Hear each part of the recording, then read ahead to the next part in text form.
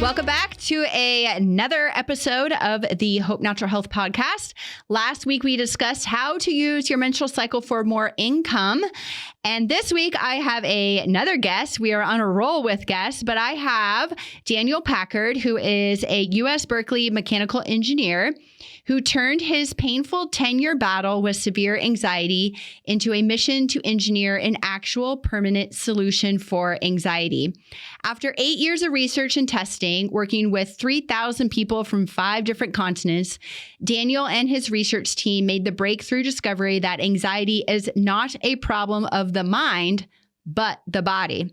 Then they used that breakthrough to develop world's only 6-week process that solves all forms of anxiety permanently with an astounding 90% success rate. So I'm super excited that he's here with us on the show. So welcome, Daniel. Well, welcome to the show, Daniel. I'm super excited that you're here today. I'm excited to be here too. One, you have an excellent radio voice. And with that intro, I'm grateful that I have a job where I get to help people as you do, but also I get an intro every day. Yeah. And I just wish everybody got an intro when they woke up in the morning.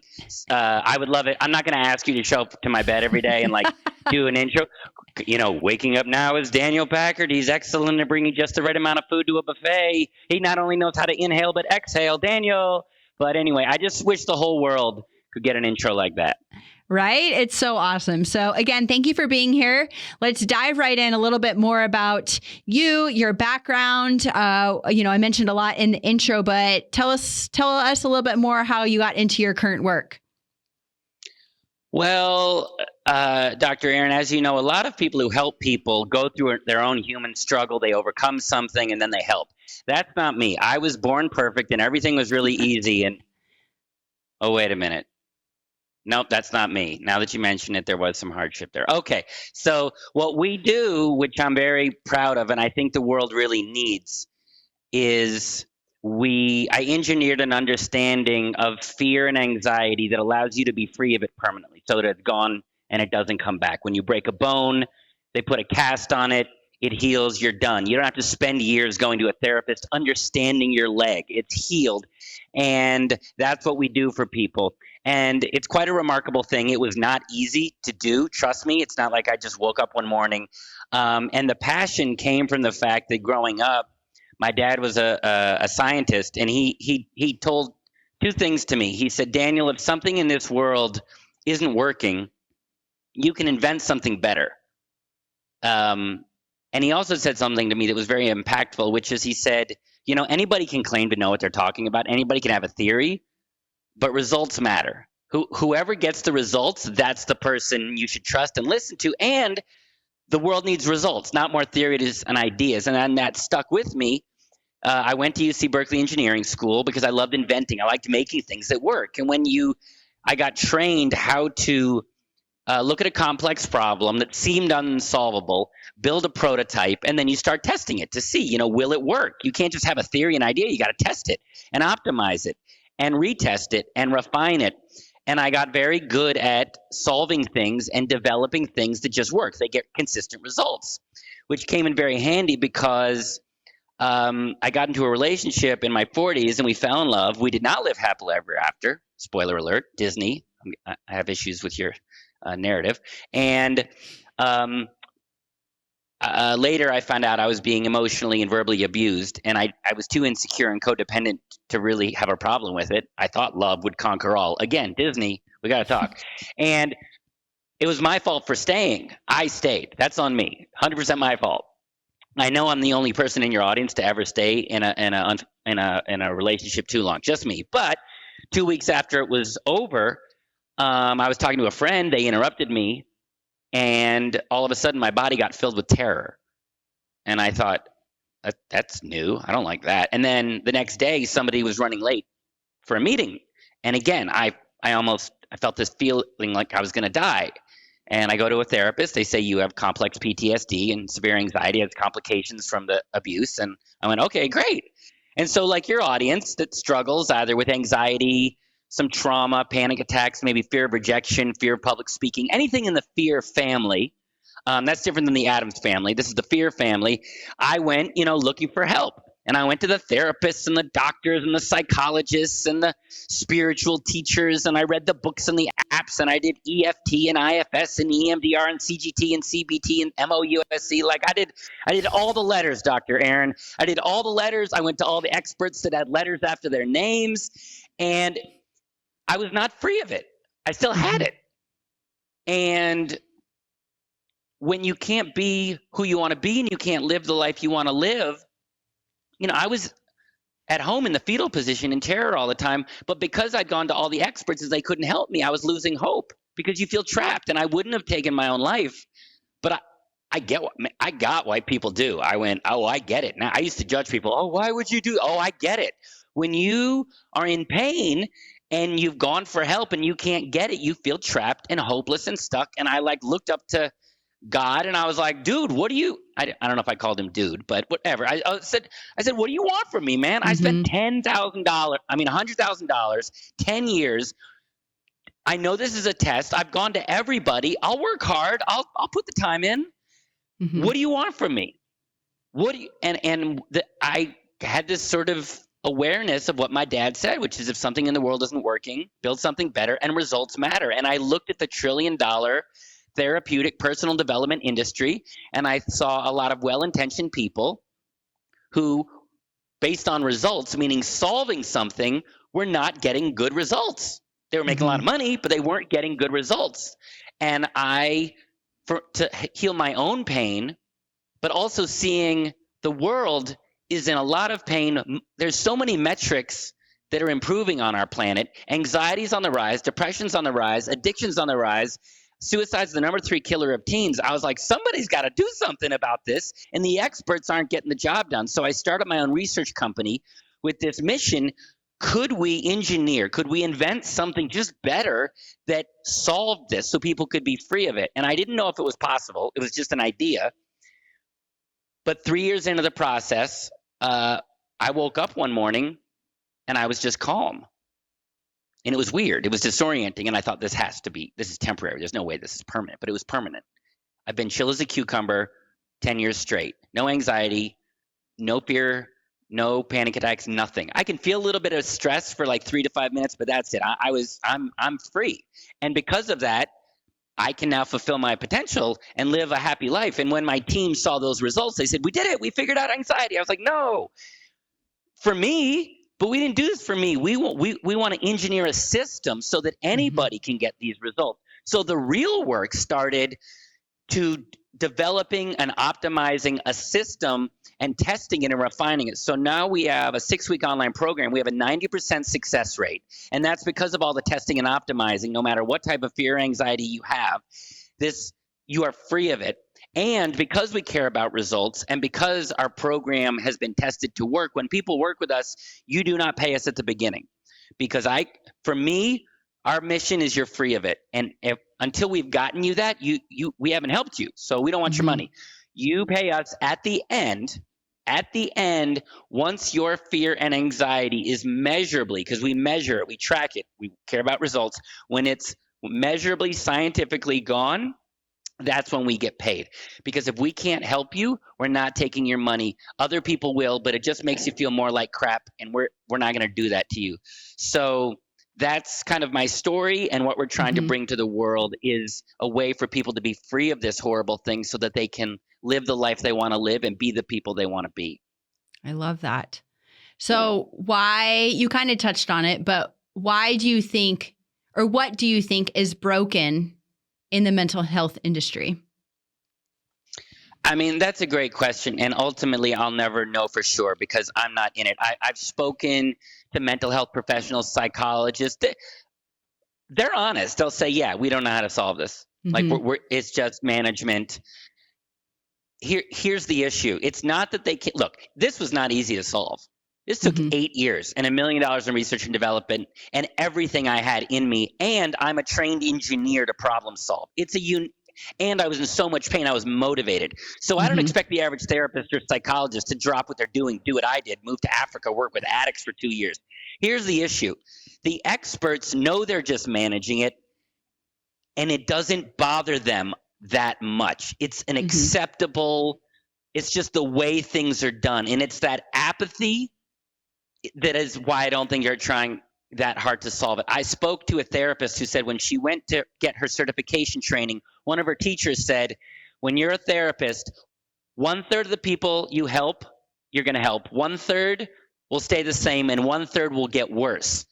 Now, that's not the problem. If that's the results you get, that's not the problem. The problem is that was okay with them. The problem was that the students didn't jump up and go, wait a minute, that's not good. If I was in engineering school and my teacher said, hey, we're going to teach you how to build a bridge, 1/3 will work, 1/3 will be so expensive they'll never be built, and 1/3 will collapse, killing thousands, I wouldn't be like, ooh, tell me more, professor. I would walk up and leave.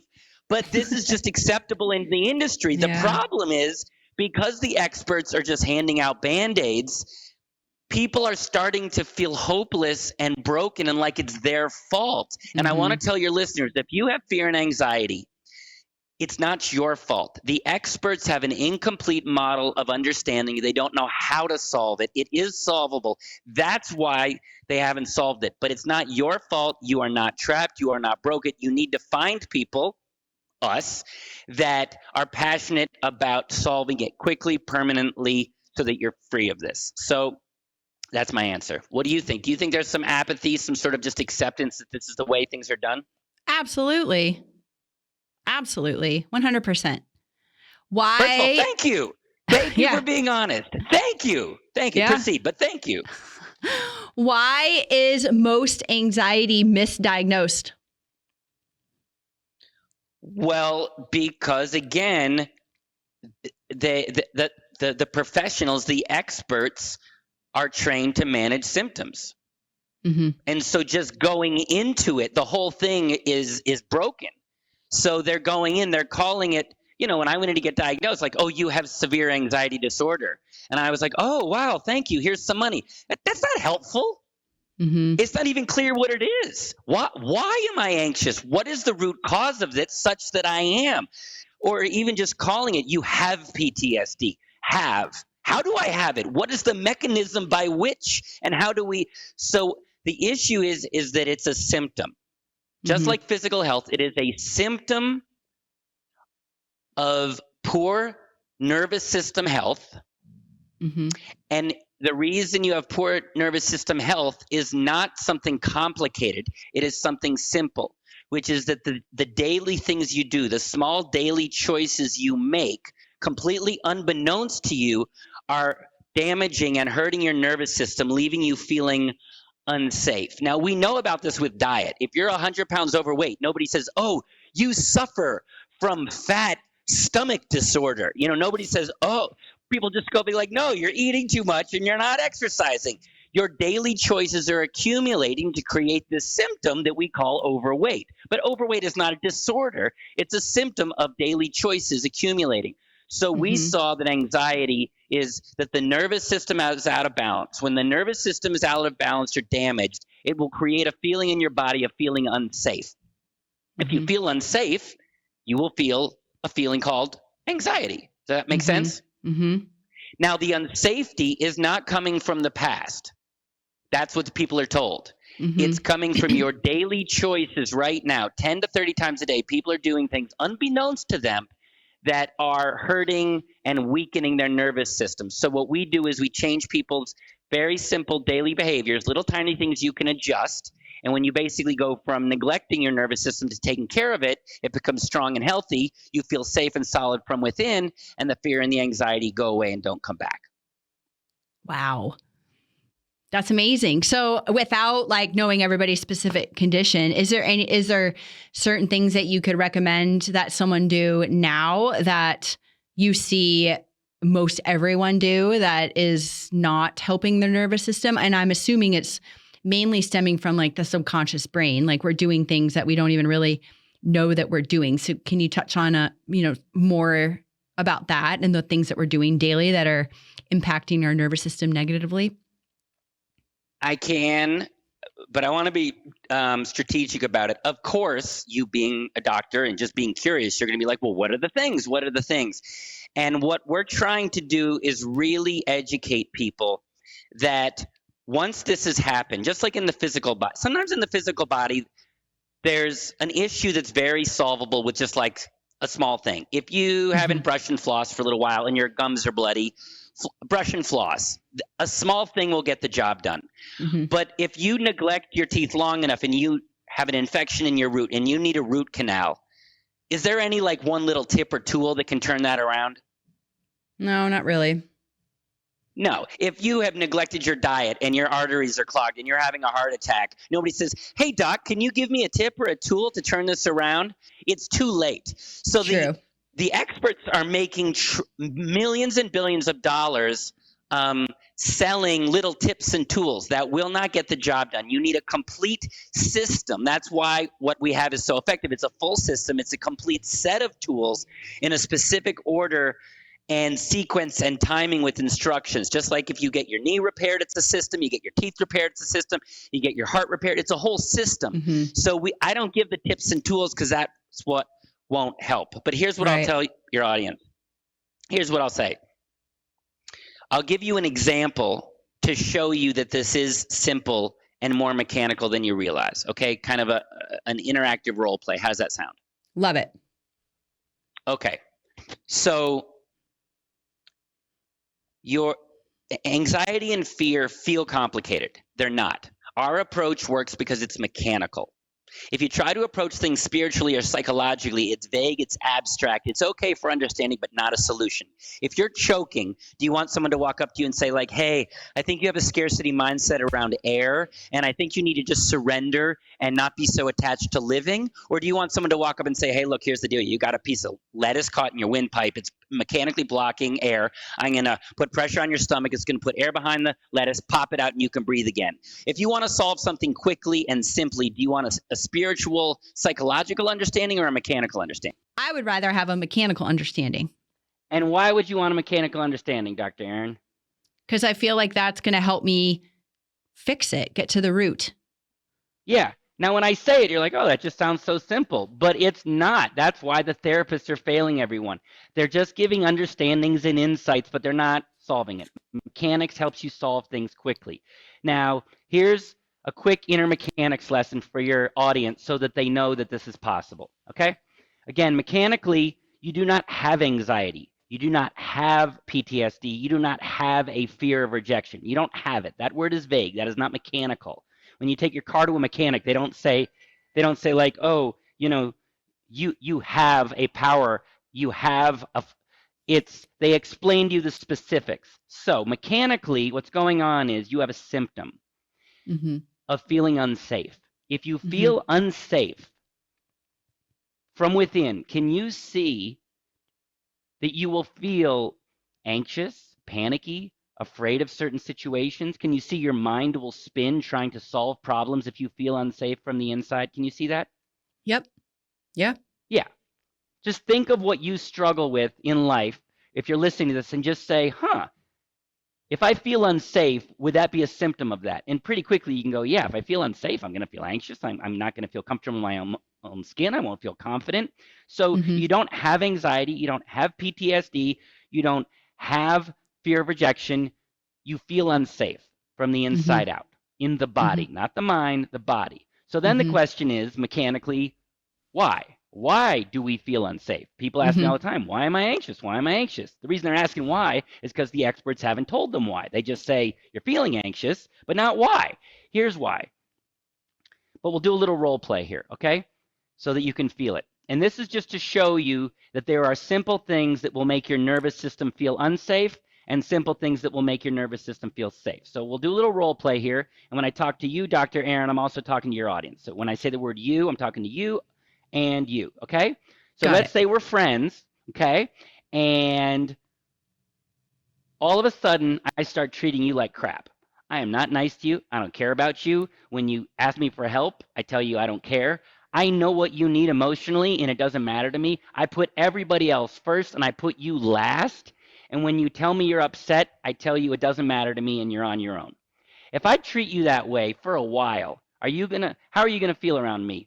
Unsafe and calm, or safe and calm?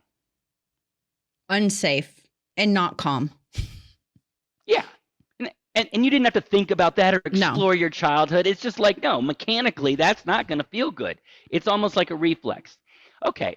Now, if all of a sudden I start to treat you better, right? And I start to treat you better, and I turn to you and I say, oh my God, I am so sorry for how I've treated you. And the way you're feeling, you're not anxious. That makes sense given how poorly I've treated you. You don't trust me, and I feel horrible, and I'm glad you told me how you feel. And it'll take time for me to rebuild trust with you, but in the meantime, I want to tell you I'm sorry I put you in this place, and I'm going to do better. Does that make you feel unsafe and anxious, or safe and calm? Safe and calm. Yeah, again, mechanical. Boom, boom, Yep. boom. Okay. Now in this role play, we're sort of in a friend relationship, but is it fair to say that you're in a relationship with yourself, and is it fair to say that there are ways that sometimes you're not a very good friend and very loving to yourself? Yes. Yes. Most people know that. They know the things that they don't do so well. They're hard on themselves. They're overly critical. There's 30 of these things, but people are aware of them. But what people aren't aware is those little ways of you not taking care of yourself. They're accumulating over time and leaving you feeling unsafe within your own body. Mm-hmm. It's the little things every day building up over time that's the problem. Now, does that make a bit of sense? Absolutely. Now, here's one that people don't even know. Now, a common one people know is, oh, I'm very hard on myself. I'm very critical. Okay? Now, if I'm a friend and I'm really critical to you and I go, what is wrong with you? Get your act together. You should do better. You better not mess up. Okay? What's wrong with you? Get it together. If I talk to you, would that leave you feeling unsafe? Yes. And can you see that if you talk to yourself that way, that might leave you feeling unsafe? Yes. Here's another one that people don't even know they're doing. It's pretty common, deflecting compliments. Do you know about this one? I've heard of it. Yep. Yeah. Okay, so just so you can feel it, imagine we're friends, and imagine somebody pays you a compliment, and I jump in and I go, no, no, no, no, no, no. No compliments for you. Okay, no appreciation for you. My job is to criticize you when you mess up. So no love for you, just criticism. If I block a compliment, does that leave you feeling unsafe? Yes. Yes. So can you see that it's possible that maybe like 10 to 30 times a day, these little things that you don't even know you're doing are accumulating over time to leave you feeling unsafe within yourself? Yes. And can you see that if you just keep doing them, even if you meditate, even if you take medication, even if you do breath work, even if you calm down temporarily, if you're still doing the things to yourself every day, 10 to 30 times a day, can you see that you will remain feeling unsafe? Absolutely. So the reason that people still have this fear and anxiety is because the experts are just dealing with the symptoms. But the cause, which is the small daily habits that we're doing to ourselves totally unknowingly, are keeping us feeling unsafe. So no matter what you do, the best you can ever hope for is symptom management. But that's why people feel trapped. Now, the good news about mechanics is if you know the mechanics of how to move something in one direction, you know how to move the mechanics to move it in another direction. For instance, if you know the mechanics of why people gain weight, which is you eat more calories than you burn, you can use the same mechanical understanding to know that if you burn more calories than you eat, you'll lose weight. So does it make sense that if you're doing little things every day unknowingly to you that are making you feel unsafe, does it make sense that we can use that same mechanical knowledge, change your little micro behaviors daily, very simply, that could then take you to a feeling of feeling safe? Yeah. What do you think about what I'm saying? Makes complete sense. It does, doesn't it? Does that seem complicated? Does it seem fancy? Do you need Nope. to have an enlightenment? You need to heal your childhood? Do you need to understand everything? Or could you just change the small behaviors that would make you feel safe? Simple. Change the small. I mean, I think healing your past might help, but changing the small behaviors is going to be more effective because that's what's happening every single day. Exactly. That is look, I everybody can go into a story of some horrible things that happened when they were childhood. Mm-hmm. Now, that'll affect you. It's not like it doesn't matter at all. But Right. again, let's say you haven't been drinking enough water, okay? And you're feeling groggy and foggy and low energy because you're just not taking care of your system. Mm-hmm. Okay, yes, maybe when you were younger, you didn't get stuff, maybe, but like if you want the biggest bang for the buck, do you want to focus on your childhood or do you just want to start drinking enough water? Yeah, I want to drink more water. Yeah, low-lying fruit. Now, the power of this modality is by changing these simple behaviors. It takes 30 minutes a day. The end result is you feel safe from the inside out, and then you're free of it. Let me ask you a question to you and your audience. How would your life be better if you just woke up every morning and you just felt safe from the inside out, no matter what was going on in the world? How would your life be better? I feel like it would be the best day ever, every day. Why? Because I'm safe and I'm protected and I don't have anything to worry about. Boom, baby! Mic drop. Seriously. The therapists are making all this money lowering anxiety. That's not to feel safe.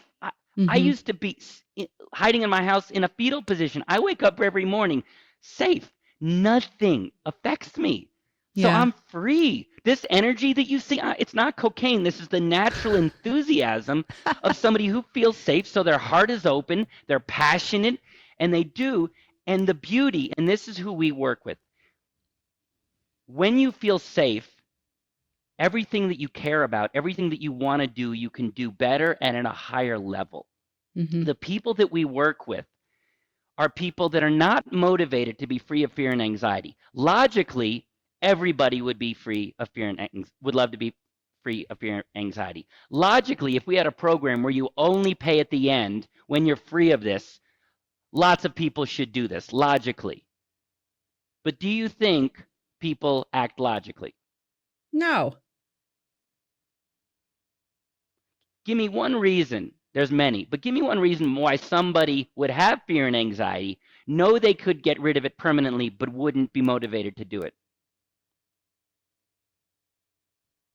Because they might not think that they can. They're in denial. One. Yeah, they're in denial. That's one.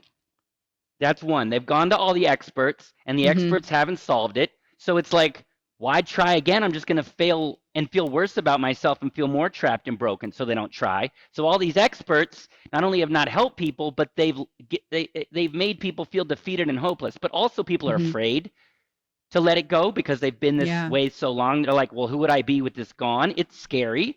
So even though we can help everybody, we work with motivated people. And when I say motivated, I don't mean motivated to do the exercises. The exercises are dead simple. They're super simple. That's how we get a 90% success rate. The exercises daily, very easy to do. But the people that actually work with us have something in their life that matters to them enough that the fear and anxiety is keeping them from. So if any of this sounds good to you, if life would be better if you didn't procrastinate, if life would be better if you could get back to doing the things that you love to do, your hobbies, traveling, if you could show up for the people that you care about, your children at a higher level, if being that shiny, happy person that your partner fell in love with sounds good to you, if speaking in front of public sounds good to you, if getting back to work or even enjoying work and being more effective at work, if being better at sales, if starting that new business is what matters to you. If there's something that matters to you enough and you want that bad enough that you're willing to be free of the fear and anxiety to get that thing, that's the motivation. That's the people that we help. And that's who we love to help. We don't get excited when we lower fear and anxiety. I mean, it's nice, but you're just getting rid of pain. Our excitement, our thrill is when we see people flourishing. I had a client who just reached out to me 8 months after our program. He 10x'd his sales. So now he has more money. He's sending his kid to private school. He's spending more time with his wife and kids. That's our fulfillment and joy. That even though we're engineers, we love when we see our clients flourish and live their best life. And that's who we love to work with. I love that. Daniel, we could talk for hours, but we're on a time constraint here because unfortunately I have other guests we've got to interview. So I want to wrap this up with one question I ask all of my podcast guests. What would be your best or favorite health tip that you could share? I mean, I'm very biased and I'm high on my own supply. What we have discovered is truly innovative, and it can take decades before breakthroughs catch on. You know, you're a doctor. Emil Semmelweis figured out that you have to wash your hands before you operate or else people get infections. That took 30 years to catch on. Simple things that are effective take years to catch on. What we figured out is simple. It's the root cause, and it allows you to be free of it. So I'm very biased. But if you have fear and anxiety, I swear to God, find out what we do because it's effective and you're free of it and you can be happy. And I can't think of a better use of time. Awesome. Well, thank you. Can you tell the audience where they could find you and learn more to squash this fear and anxiety? Well, as you know, Dr. Erin, I like to keep things simple. My name's Daniel Packard. So I'm going to send your audience to danielpackard.com. Love it. And there you're going to see next steps on what you can do. Again, be honest with yourself. If you're just curious about stuff, don't bother. We're looking for motivated people that hear what I'm saying and they're like, oh my God, I want to live that happier life. Yeah. I want to start that business. I want to be confident. And if I could be free of this and I don't pay until the end when I'm free of it, if you hear that and you're like, that's the best deal ever, if you feel that in your heart, come find out what we do at danielpackard.com. Easy. We will make sure that that's in the show notes for everyone. Daniel, your energy is captivating. It's motivating. I love it. I really appreciate you being on the show. And yeah, is there anything else that you want to add as we wrap it up?